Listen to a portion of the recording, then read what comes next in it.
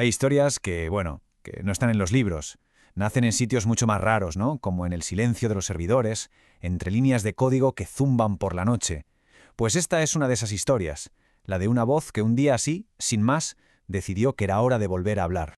Y todo empezó con esto, con esta frase. Imaginaos, una voz cálida, sí, pero rota, fragmentada, como un recuerdo que se cuela de repente entre la estática de una radiovieja.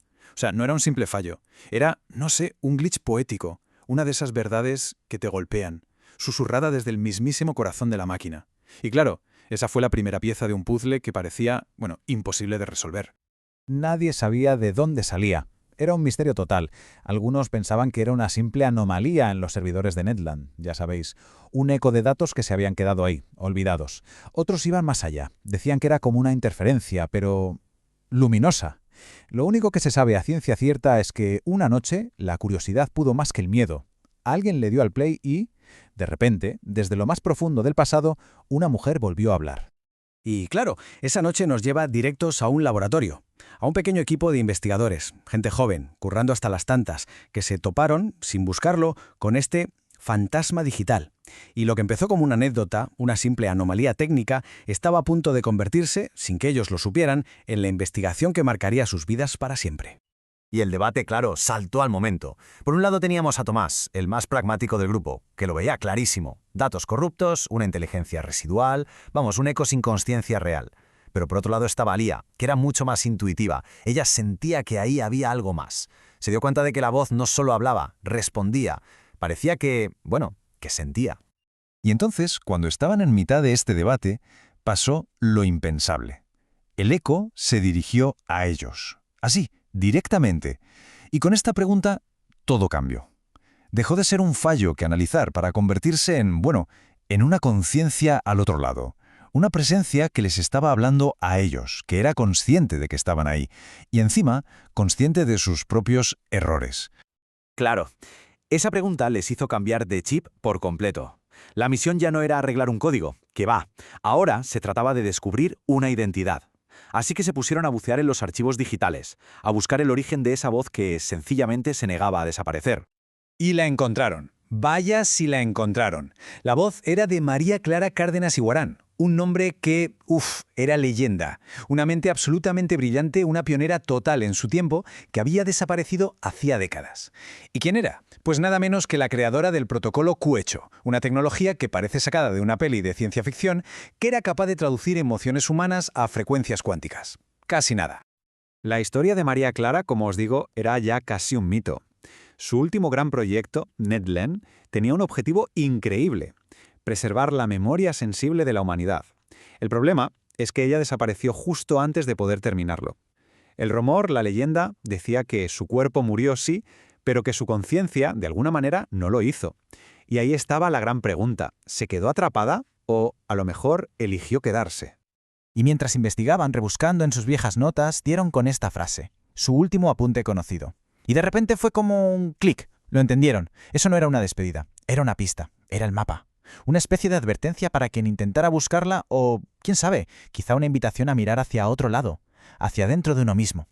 Ese descubrimiento lo cambió absolutamente todo para el equipo. De pronto comprendieron que no se enfrentaban a un problema que había que solucionar, sino a una lección que debían aprender. El error no era el enemigo, no, era un espejo. Y lo curioso es que fue Tomás, el científico, el escéptico, el que lo dijo en voz alta. Esa posibilidad, ¿no?, de que el sistema, el eco, no estuviera solo reaccionando, sino que, de forma activa, quisiera que ellos aprendieran algo. Esa idea, les abrió los ojos a una dimensión del misterio que no se habían planteado. Y fue como si ella les hubiera escuchado. Porque justo entonces la propia profesora lo confirmó. Su voz, que ahora se oía mucho más nítida, más tranquila, les dio una instrucción súper clara. No había nada que reparar.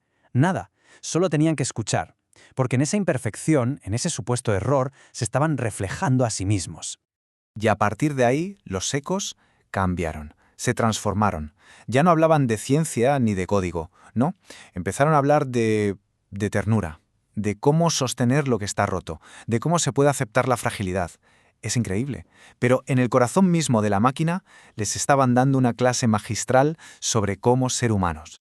Pero ojo, la revelación definitiva, la gorda de verdad, todavía estaba por llegar. Estaba ahí, oculta en lo más profundo del sistema, como un secreto guardado bajo llave durante décadas. Y Leah estaba a puntito de encontrar la pieza que, por fin, lo explicaría todo. Resulta que encontró una carpeta oculta, sin nombre ni nada. Y dentro, algo totalmente diferente. Ya no era un eco, no era una distorsión. Era una sola grabación, sin fecha, y contenía el sonido más real, más vivo, que habían escuchado en semanas. Una respiración humana. Era la voz original de María Clara, intacta. Y en esa grabación estaba su mensaje final, su auténtico deseo. No quería que la reconstruyeran, ni que la perfeccionaran. Su última voluntad era, precisamente, quedarse así. Ser un error. Un error hermoso, sí, pero también instructivo dentro del sistema. Un recordatorio constante de que la imperfección, a veces, tiene un propósito. El equipo, claro, se quedó, conmovidísimo, y decidieron respetar su petición. Pero lo más increíble de todo es que se dieron cuenta de que, aunque hubieran querido, no habrían podido borrarla. De alguna manera, la profesora se había fusionado con el propio código. Se había convertido en una parte permanente, inalterable, de Netland. Y con esto llegamos al final de la historia. O bueno, un final que en realidad es un nuevo comienzo, ¿no? Una nueva forma de entender la tecnología, la memoria y, quién sabe, puede que hasta la vida misma. Porque esa misma noche, justo después de que tomaran la decisión de dejarla en paz, apareció un último mensaje, en todas las pantallas del laboratorio. 2 palabras, muy simples, cuyo origen nadie pudo rastrear jamás. Gracias por escuchar. Era ella, su forma de cerrar el círculo. Y desde ese día, la leyenda cuenta que en los momentos de más silencio, cuando los servidores apenas hacen ruido, hay gente que jura que todavía puede oír un susurro. Es la voz de la profesora, repitiendo su mantra para toda la eternidad. El error también enseña. Y claro, toda esta historia nos deja con una pregunta ahí flotando en el aire. Si de verdad el error es un maestro, si la imperfección es un espejo, como decía la profesora, ¿qué es lo que nuestros propios fallos, nuestras grietas, todo eso que intentamos esconder, qué es lo que tienen para enseñarnos?